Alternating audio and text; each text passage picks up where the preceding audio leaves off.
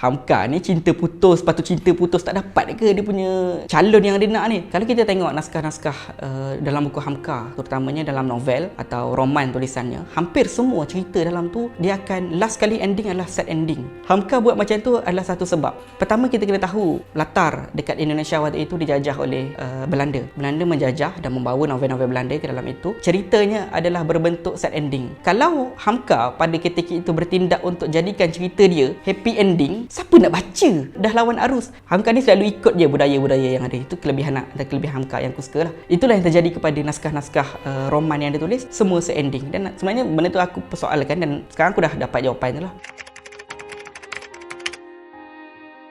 Kalau kebanyakan cerita Hamka yang kita baca, cerita percintaan tu lah kan, kita nampak, kita akan relate dengan penulis sekali yang cakap Hamka ni cinta putus, lepas tu cinta putus tak dapat ke dia punya calon yang dia nak ni. Benda ni ada beberapa orang mempersoalkan benda ni dan aku anggap benda ni betul. Hamka memang ada bercinta dan putus. Sebab untuk aku pengalaman untuk orang menulis bukan semudah yang dibayangkan. Kita ada pengalaman, kena ada pengalaman yang cukup kuat untuk dapat dasar atau base yang kuat, tema yang kuat dalam sebuah novel. Jadinya Hamka untuk aku, walaupun mungkin tak ada orang dapat jawab, memang dia pernah bercinta dan pernah tersakiti.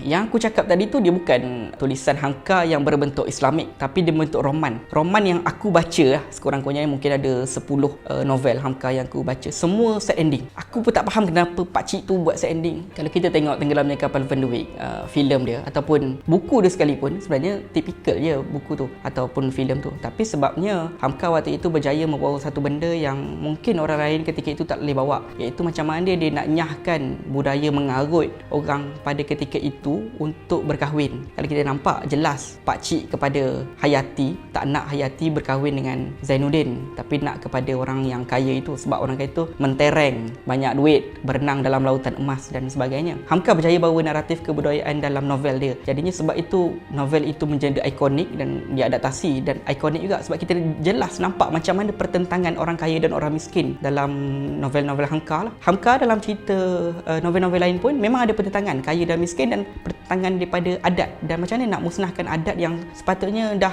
dihapuskan lama atau memang adat tu memang mengarut.